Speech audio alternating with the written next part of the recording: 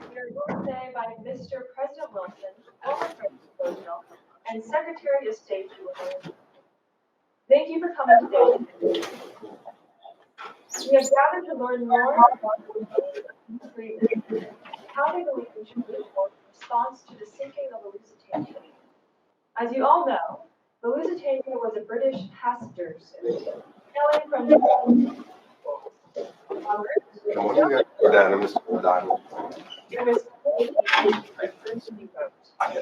Within just 18 short and cold minutes, 1,193 passengers died, including 128 American citizens on board. Not to mention the hundreds stranded in lifeboats, floundering in the harsh and frigid water. The tragedy has caused harsh reactions amongst the American people. We need to respond urgently as a united nation. Let us discuss what our country's plan of action should be. Should we demand reparations from Germany and demand that they respect international law, as Wilson suggests?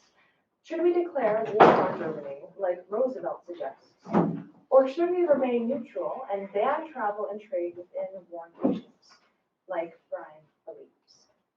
Today, the floor is open to questions, comments, and concerns. Mr. President Wilson, as president, you have the privilege to choose when you would like to speak. Would you like to go first, second, or last? Right. Sorry about that. I think the only right thing to do is to allow my fellow speakers to go first and hear them out. Okay. Is the Secretary of State there? He's being rushed in by security. He should be here in a moment. All right, so in order for time, President Roosevelt take the floor. Good morning, Senators, and those in the House of Representatives. First and foremost, I'd like to thank you for attending this inquiry. I stand with the President of the United States and Commander-in-Chief Woodrow Wilson and his Secretary of State, William Jennings Bryan. On May 1st, 1915, the Lusitania, a British passenger ship, set sail from the port of New York to Great Britain. It really was an uneventful voyage as the ship neared Ireland. Then, without warning, again I repeat myself, without warning, the luxury liner registered at the Cunard Line on its 202nd voyage with 1,959 civilians aboard. Included in this number were 159 neutral citizens of the United States, was torpedoed by the U-2, a German submarine, and sank to the ocean floor in 18 minutes, killing 128 American citizens and hundreds of other nationalities of men, women, and children. President Wilson says we must remain neutral in heart and mind, while his Secretary of State, William Jennings Bryan, stated that across the seas, our brothers' hands are stained with our brothers' blood. They need a flag that speaks to the sentiment of the human heart, a flag that looks better towards the better things than war. Force begets force, love begets love. Mr. Bryan, I will tell you that 128 Americans now rest in a cold, watery grave. Is this from a heart that shows love for one's brother? I agree that their hands are stained with blood, Mr. Secretary, but it is not our hands, nor our aggressors, our brothers. They are cold-blooded people who killed innocents, declaring that they warned all before that ship sailed. Well, I warn you, if we let this monster of war raise its head and continue killing, we will be the ones that are to be guilty of not stopping this. Mr. Juarez spoke of those who would listen about the horror of war, but the Kaiser, the pompous tyrant of Germany, refused to listen, brought the mightiest army of Europe to its feet against his own blood. Those who gave him summers on the shore with their family, those who begged him to step up and look to reason, not to war with his own cousin. This tyrant declared war and now has brought that war to the United States of America. No, Senators, this is not the time to be neutral in heart and mind. It was not the time in 1776 when Mr. Dickerson suggested to our founding fathers to reason with a king that refused all reason. This is not the time for an olive branch. President Wilson asked for an apology. an apology for the cold-blooded murder of 128 American citizens. It's too late for this apology, which would not hold any sincerity from the monster of Germany and his allies. The president asked for monetary damages. I ask you, senators, how much is an American life worth? Do you know, Mr. President? I know that you are the former president of prestigious New Jersey University. Do they teach that in your university? Do they teach you cowardice will bring peace? Do they teach that a shark will not attack its prey when hungry because it promises not to do so? I do not believe this is true. I believe you are delusional, Mr. President, and that you wish to delude the citizens of this great nation into thinking that is true. Senators, this is not the first sinking of ships by the Germans. Why not stop this tragedy after the sinking of the Falaba, where other Americans died? I guarantee this will not be the last. We cannot be too proud to fight, as the president declares. We cannot be blinded by this spineless jellyfish. We must stand for what is right, what is good, what we must do. I do not believe the worst peace is better than the best war, Mr. Secretary. A moral war, a war we must end. And yes, I said end. And that can only be done when we join the righteous of the world and destroy this monster.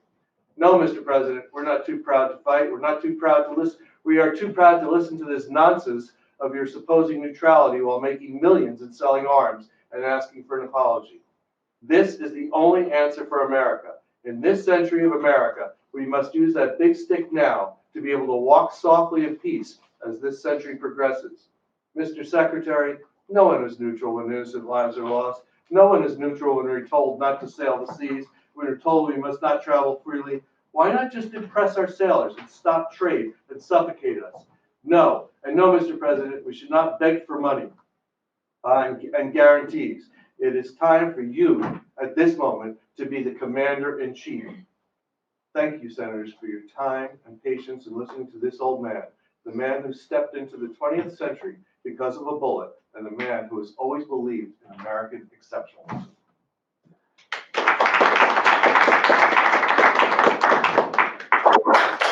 You want to go or leave? I'll go. You can call to order now for us. Right there in front of that podium. We're all lined up. And just hit the gavel and say, we call this meeting to order here at the House of Representatives. Okay. We call this meeting to order. Here is the House of Representatives. We will have two speakers today here in the House of Representatives, William Jennings Bryan and President Woodrow Wilson. Mr. Bryan, Secretary Bryan has been invited to speak.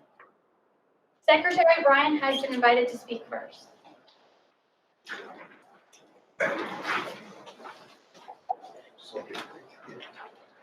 Hello, everybody. Hi. Hello, everybody out there.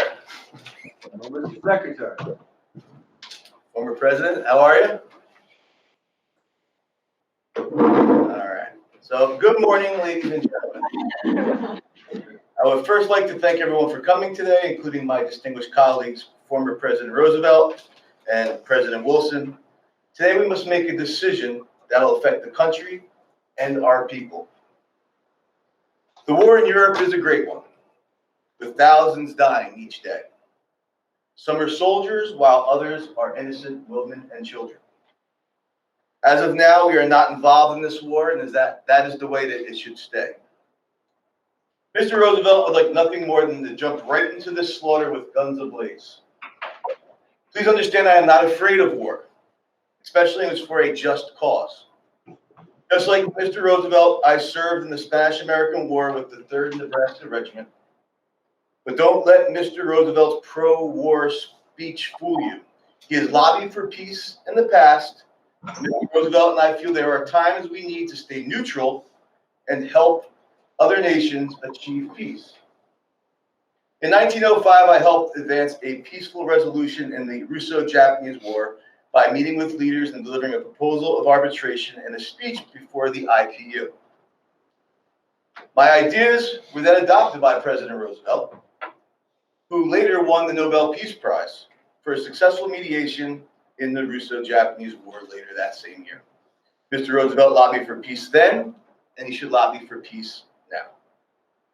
The ground that I stand upon is for true neutrality. Although President Wilson will be using the same magic word neutrality, you must not believe him. From his actions, it is obvious that President Wilson does not know the true meaning of this word. By trading with these nations who are at war, we are allying ourselves with those nations. And because the Britain blockade of the North Sea makes it impossible for us to trade evenly with both sides, this is not a possibility.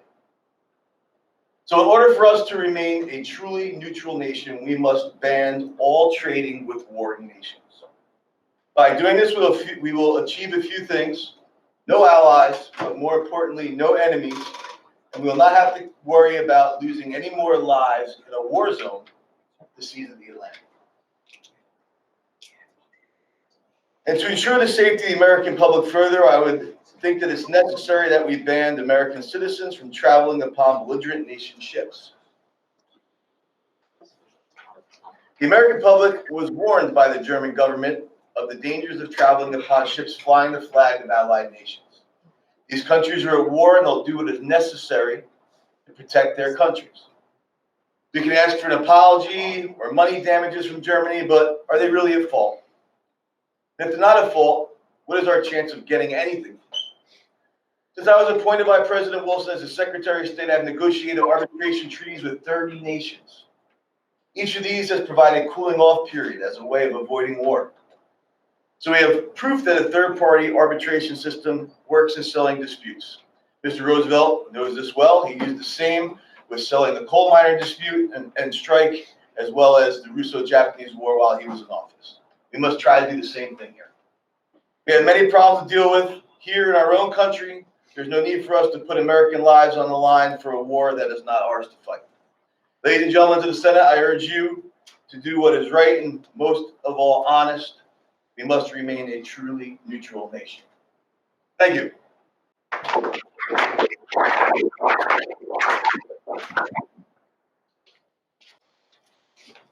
We're doing questions at the end? Are we doing questions at the end? I give you the floor. Yeah. We would now like to invite President Woodrow Wilson to speak. Thank you, Speaker. Chairperson. Mr. Roosevelt, nice to see you again.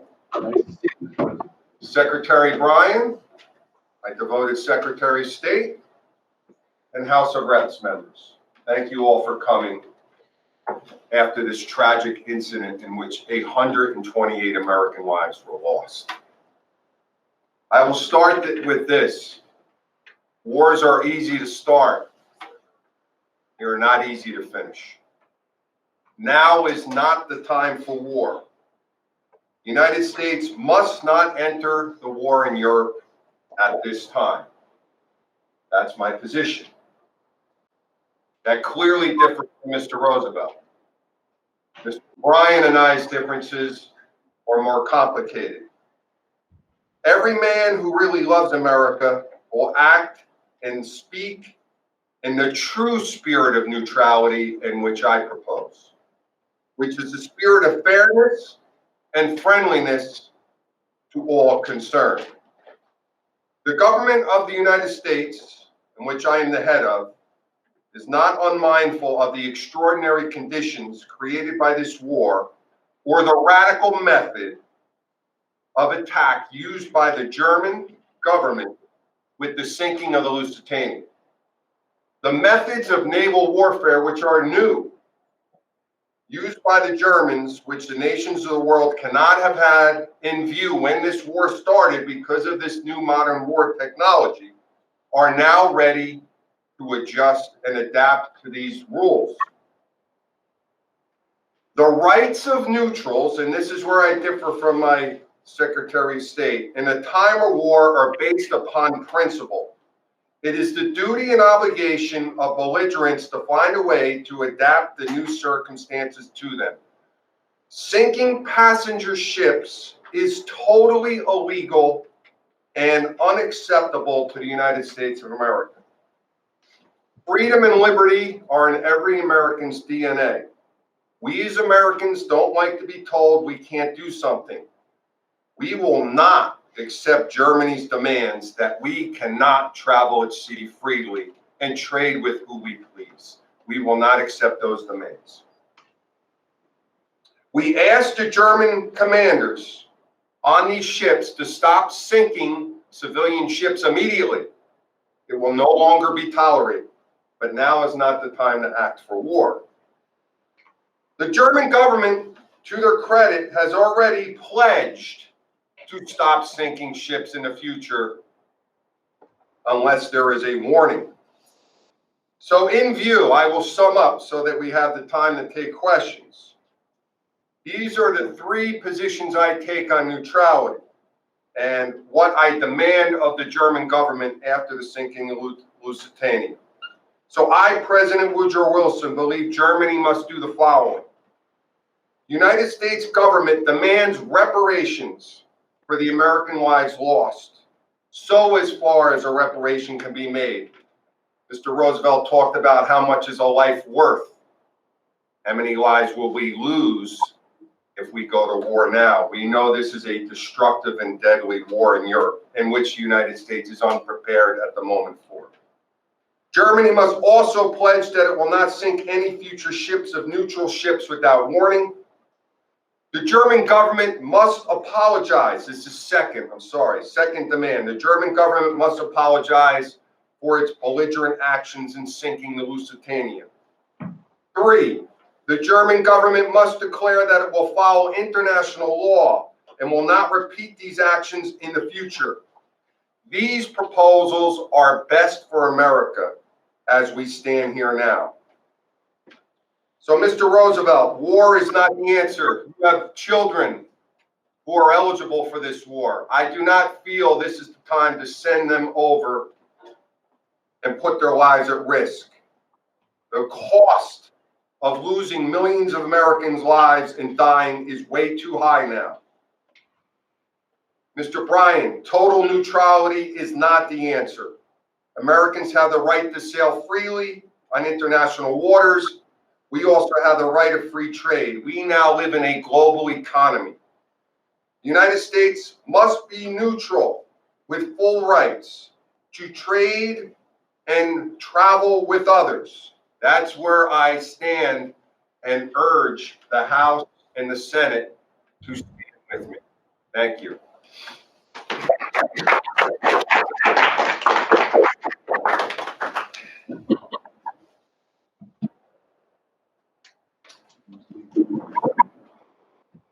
So now take questions.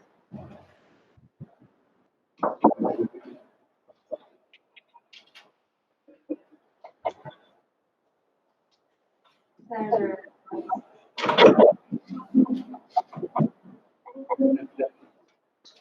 Secretary Bryan, although you give the illusion of hope for peaceful people, why do you believe that the innocent American lives lost are not a just cause for war? It is our duty as the U.S. government to protect our people, and for that we have already failed, and Germany has already lost the trust. Thank you for your question. It's very unfortunate the lives that have already been lost in the situation with the Lusitania. I fear for other American soldiers by entering this war that we will lose more lives again in a war that is we're not in this war. We're not. We have not declared war. We're not in this war. These poor innocent Americans were aboard this ship again in a war zone. And I want to avoid that from happening in the future. So that's, again, I feel that staying off these ships, especially of ships that are on nations that are at war, is a liability. And it's something that we have to make sure that we stop right now to avoid any more deaths, unfortunate like this one. Thank you. Thank you. Senator Savita.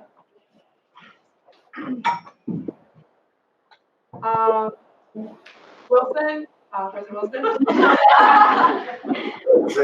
Hello, Senator. You made a note of protest prevailed on the government to pledge that no American passenger ships would be sunk without warning. So when Germany broke their word after only 6 months, that injured several American What makes you think that they won't do it again, even after you threatened to cut off diplomatic relations with them? Thank you, Senator, for your question, an outstanding question. Sadly, the United States is not prepared for this war at this time. There are other methods that we can take to prevent Germany from doing this in the future. One, we could start preparing and drafting servicemen into the war, start collecting more money through taxes and perhaps selling the bonds to prepare for the war, something I hope that I avoid. But at this time, the German government has pledged not to attack our ships, okay? We're going to have to take a very strong stance, and if they do continue sinking ships, that will be the point of no return. But I do not believe at this particular time we have reached that point. But if we do it, it is something I will have to consider in the future. Thank you. Senator F. Farrell. President Wilson, Hello, Senator. how can you ensure that Germany will apologize for money and obey international law? I'm sorry, Senator, you were breaking up. How can you ensure that Germany will apologize, give us money, and obey international law? Secretary Bryan and my staff have already been in negotiations, and the German government has already pledged that they're willing to pay some reparations. Mr. Roosevelt's already opposed that, saying that there's no payment that can be made for an American life that is lost. But it is an action in which Germany has to take responsibility for. And I do believe it will save more American lives in the future, including perhaps Mr. Roosevelt's own son. Thank you for the question. Senator Dahl.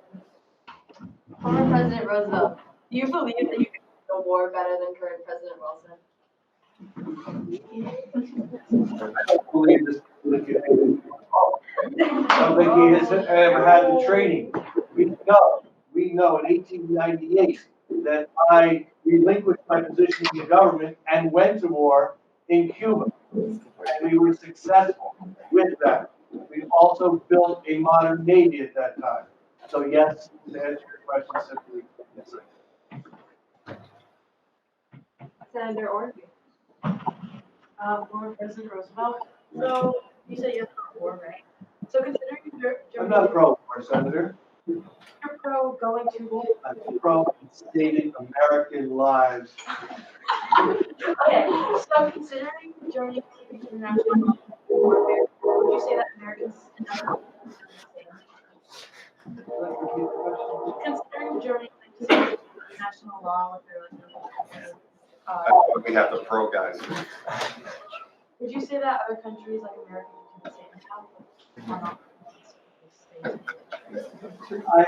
My answer to that, if I understand, would be the reason we must go to war is Germany does not seem to obey any law. The laws of the seas, the laws of war, the laws of millions being killed.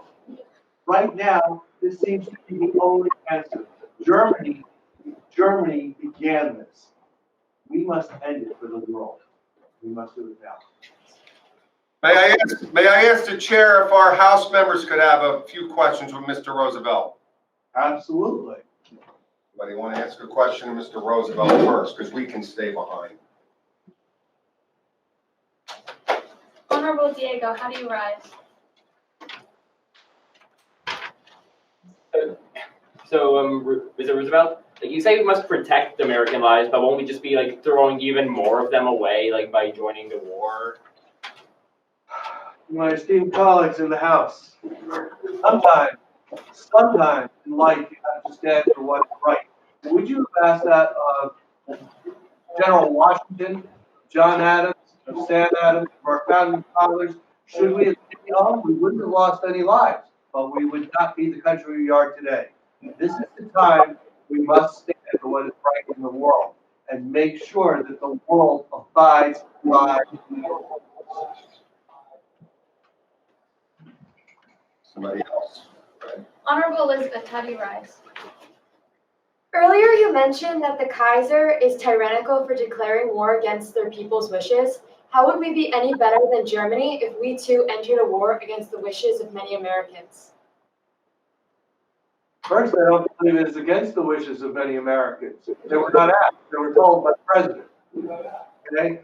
Second, we ending shouldn't allow this to just go on and on and on while American businesses make exceptional amounts of money selling arms and food overseas. Is this better? The war goes on for years on end without any end in sight.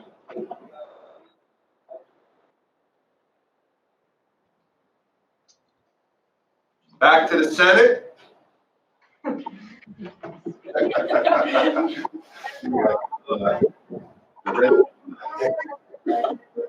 documents support your decision?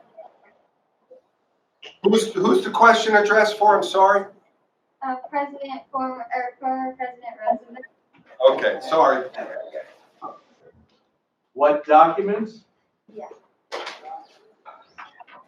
The documents of what we have witnessed already, that Germany has refused to obey international laws of the seas.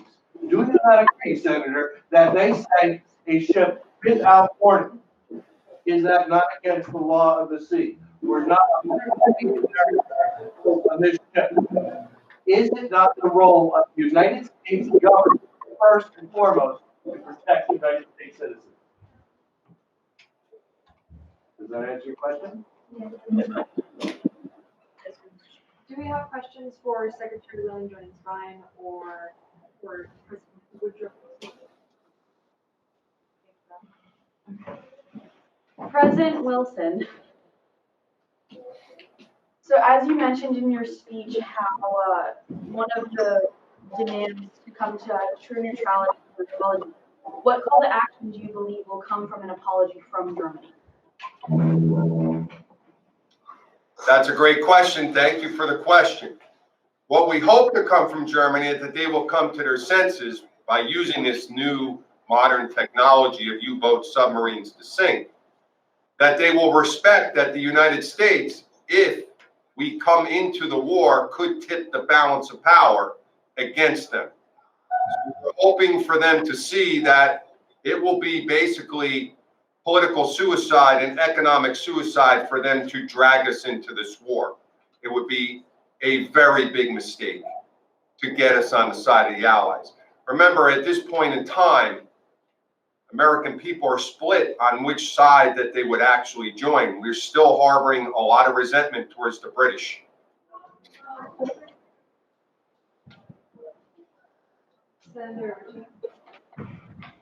Secretary Bryan, did you ever think war might have to be necessary if the U.S. followed through with the plan? Can you repeat that? I'm sorry. Did you ever think that war might have to be necessary even if the U.S. followed through with your plan? Thank you for your question. Yes, I do fear that the actions that have taken place and the path that we're on may lead us to war. So like President Wilson had mentioned before, we are currently not prepared for this war. That's part of the reason why we can't jump into it right now. So I feel that we should be going to preparedness for this war in case it escalates to the point where we have no choice. But at this present time, it is not necessary. There are other routes we can go. We can still sit down and talk, but we should, as a country, begin preparing for worst case scenario where we have to go to this war. Thank you. I think we do have to tell them we are out of time. Okay, thank you for your time. Unfortunately, we will have to close off the meeting at the end of the period. Thank you, Mr. House. Thank you, Mr. President, Mr. Secretary. Thank you. Mr. Bryan, can you stay for Yeah. questions for the House? Thank you very much, guys. Thank you. Go ahead. It's their last chance.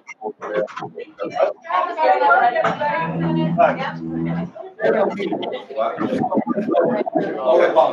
Or maybe the waiter. He's gonna disconnect you, yeah. All right, we're not excused yet. Now your opportunity to reply to Mr. Wilson any questions. Mr. Rosen, we know. Right. So you guys have any questions? Avery, you take over. Honorable Corinne, how do you rise? Point of inquiry. President Wilson, you mentioned how sinking ships is illegal and how the U.S. will not oblige to German demands, but will compensation for Germany be enough to establish this authority without joining the war? Or will the U.S. look weak for providing no real efforts and become a target for future attacks as the war progresses? Thank you, Senator. House Member, Honorable Corinne. I usually do a Senate hearing. Thank you. That's an excellent question, and there's a lot to unpack there. Will the United States look weak? I don't think so. We're not cutting off trade. We understand that Germany is suffering based on the blockade that Britain is imposing on them, but that's their job to adapt. That's not our job. We're going to continue trading. We're going to continue traveling, despite their demands for us not to do so. We have the right to do so. We're not violating any international law. Once again, let me remind the chamber, this is relatively new, this type of technology that's being used. We have to establish stronger international laws on how to use this technology, okay? Right now, we're demanding that they warn these ships before they fire upon them. So I do take your point. We could look weak, but I think at the moment, getting reparations is more symbolic than getting money for a life. You can't do that, but it's a symbolic gesture. Getting an apology from them, okay?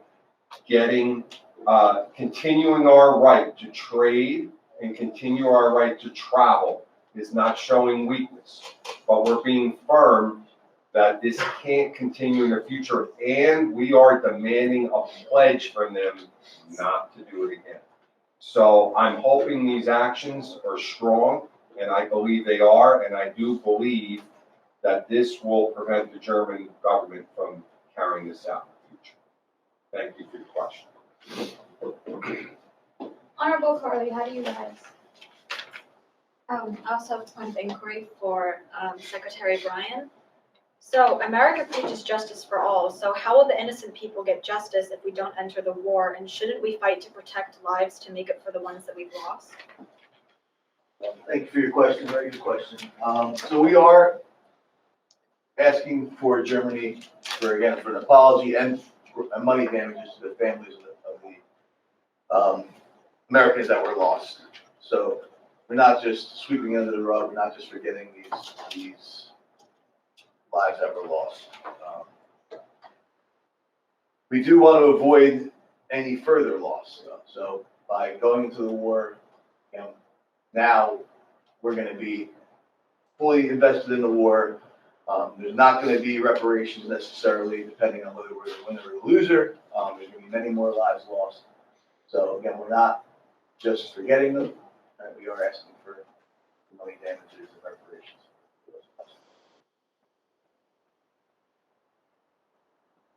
Honorable Jalen, how do you rise? Point of inquiry for Secretary Bryan.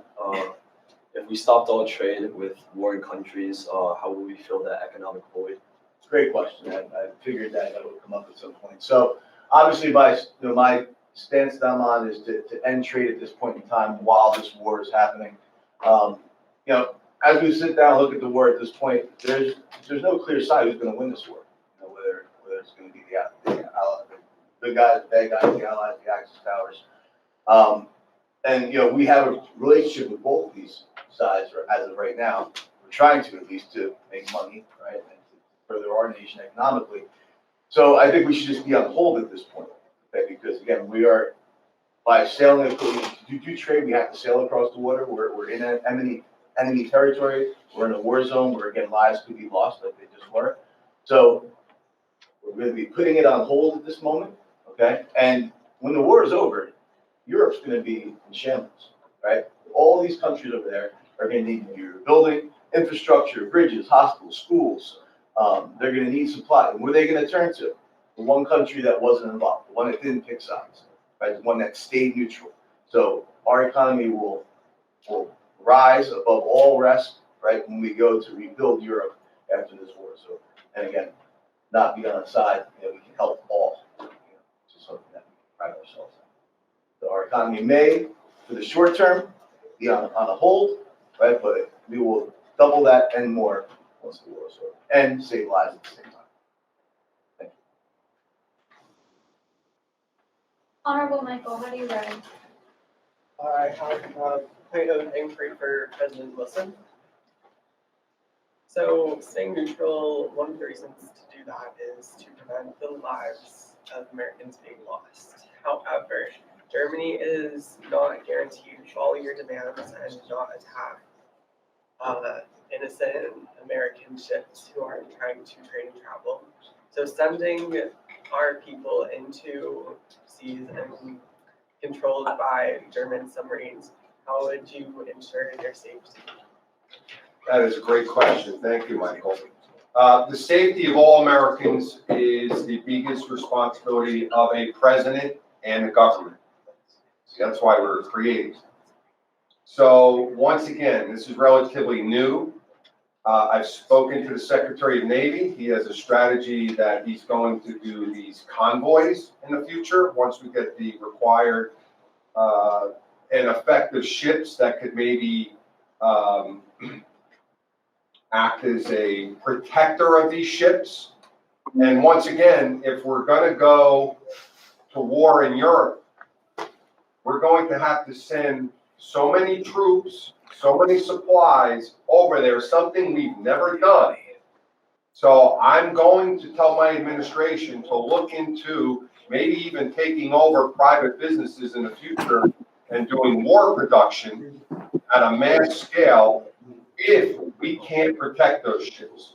But we do have some things on the table at the time to protect those ships. But, convoys and developing some of the new modern warfare techniques and technologies that better safety of Americans. Mr. Roosevelt, thanks for stepping in. We're still taking questions, so you're welcome to take questions. No problem. Thank you. Now you have all three of us. Honorable Bid, how do you rise? Point of inquiry for Senator Ryan. Secretary, Sorry, Secretary. Yeah. You mentioned how you're willing to talk and negotiate before preparing for the worst case scenario. Yeah. What kind of negotiations are you willing to make, and how do you know these negotiations will be accepted? Well, we're taking a chance, right? You have to sit down with Germany, like President Wilson has said, right? We need to make sure that they're setting down rules for war with the use of these submarines, right? Warning ships before they're attacked. But again, this is just part of that process of sitting down, talking, all the world leaders here, because again, it's not just countries that are at war, right? With the seas being overtaken by these submarines, right? It's affecting the global market, right? The global economy, and we all need to just sit down and figure out how we're going to attack this. Honorable Corinne, how do you rise? I have a point of query for Senator Bryan.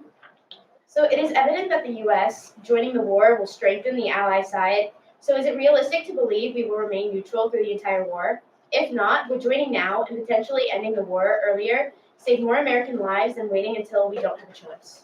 I mean, I don't know what you're reading, who you're talking to feel that the Allies are having the upper hand at this point in time. The evidence that I've seen from our intelligence office is that the war is not on the verge of being decided one way or the other. So I'm fearful by joining one side that we will again ally ourselves with the allied nations. But again, now we are pitting ourselves against the Axis powers, which can come back to haunt us. Again, with lives lost, and not to mention the economy. Speaker, do you mind if I make a point of inquiry? Mr. Roosevelt, you've talked about war. You've talked about how bad the Germans are. at this particular point in time. Are the Russians any better? Are we going to join a war with the Russians? Is that better? Mr. President, that is a good question, but the Russians were attacked. They came in to this war to protect other nations, to protect the Serbs. Although I do not approve of their form of government, autocracy under the Tsar, I still believe at this time we must join hands to end this specter of war, to end this bloodshed that's happening throughout Europe. Because if we let it go, it may just arrive on our shores also.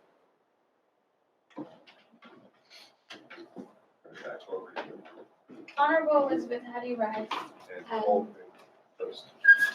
I have a pointed query for President Roosevelt. Oh, wait, excuse me. No, for President Wilson. Oh, okay. Already asked that one. Do you believe that there is a time when we should be entering the war? If so, should we begin to prepare to join this war? Or how should we begin to prepare for this war? Okay, thank you for the question. Let's start with what I said in the beginning of my speech. Wars are easy to start, not easy to end. So if the decision comes to enter the war, I first want to say that this is not the time. Okay? You asked a question dealing with preparedness. This is off the record. We don't want the American people and the international community to know this, but we are not prepared for war. And we have some tough questions to ask ourselves if we enter this war. American sentiment's not going to be in favor of sending lots of young men through a draft. The selective service system perhaps will have to be started, and sending them across the Atlantic to fight on somebody else's territory, to liberate their territory. So we may have to put in things like a sedition act, start massive propaganda to get support for this war, and limiting speech against those who oppose the war. So these are also things that big decisions have to be made and considered. And it will be total war where every American will be asked to contribute, whether they're serving over there or not. So we have to answer those questions first, I agree, we do have to prepare for war, but part of preparing for war is asking ourselves those hard questions. Are we prepared to do that? Honorable Anna Rose, how do you rise? I have a point of inquiry for Secretary of State Ryan. So, as we've seen from the sinking of the Lusitania and the revoking of the Sussex Pledge, do you think there'll be more actions taken by Germany to drive the U.S. into war? Thank you for your question. Do I feel the Germans will go back on their word? Probably, yeah. They've done it countless amount of times.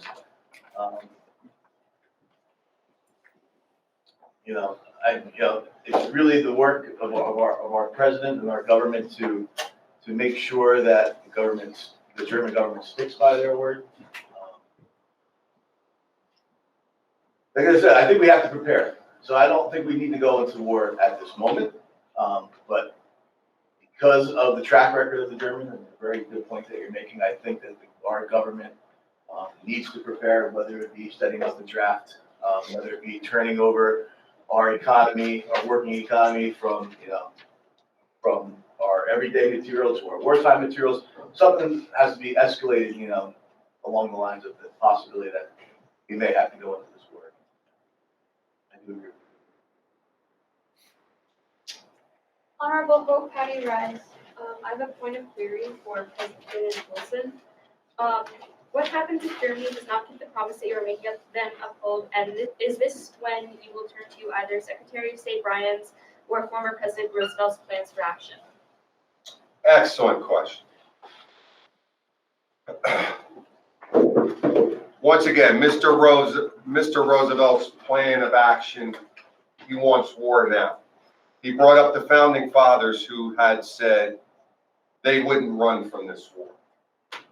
He didn't bring up the founding father known as George Washington, who said, stay out of these European wars. They're endless. Neutrality is the answer. So I side with former President Washington at the moment. Secondly, Mr. Bryan. In theory, Mr. Bryan's position is the safest one. But in this global economy, whether we like it or not, do we end trade with these countries? Are Americans not allowed to travel freely? To many European descendants live here, to go back to their homeland? Are businesses to trade? I don't think that's the president's power to end that. I believe Americans have that right. So if it comes to we can't trade with our partners, it may be an act of war that we may have to do, but I pledge to keep us out of war at the present time. And that's my answer to Mr. Roosevelt's plan where he says our founding fathers wouldn't run. Mr. Washington, in his farewell address, clearly would not enter this war at this time if we go by his words. Thank you. Honorable Carly, how do you rise? I have an inquiry for Mr. Roosevelt. So, if Germany warned us about the war zone in which the Lusitania was sunk, isn't that our fault? Why should Germany automatically be blamed? And why not look at the people who make the decision to allow for the ship to sail there in the first place? I think that's a wonderful question, and I do appreciate it. Germany has no right to offer that. We have freedom of the seas. There is a law of the seas and freedom to use those seas that have always been signed. They have to abide by this. They must abide by this. And to go back to Mr. President Wilson about George Washington, Mr. President, you do remember that President Washington gave his farewell address, I believe, in 1796. He could not have foreseen where we are today in 1915. It's a different world. It's a new world. And I think he would have seen that. Thank you. Honorable Corinne, how do you rise? I have a point of inquiry for President Wilson. Do you believe that not helping those we trade with will hurt us economically once the war is over, or when we may need help from these nations during a future conflict? Which particular nations should these? The Allies. All right, can you say it again then, so I could? Yes. Do you believe that not helping those we trade with, or the Allies, will hurt us economically once the war is over, when we may need help from these nations during a future conflict? Superb question. Absolutely yes, yes, and yes. That's why we need to continue to trade with them. I'm staunchly behind that. Can't hurt American business. Got to stand, even though we're neutral, the Allies, remember, they're the Allies, we're neutral. We will trade with any nation now. It's just that most of our supplies are not getting through to the Germans. And our trade is clearly helping the Allies more than the Central Powers. But that's up for the Germans to navigate. That's not our war to fight. They have to find a way for our supplies and trade to get through to them. So yes, I do agree. It will hurt us now, and it will hurt us in the future. Thank you for your question. We can have time for one more question. Is that it? Okay, you could motion to recess. Yes. I call to motion a recess.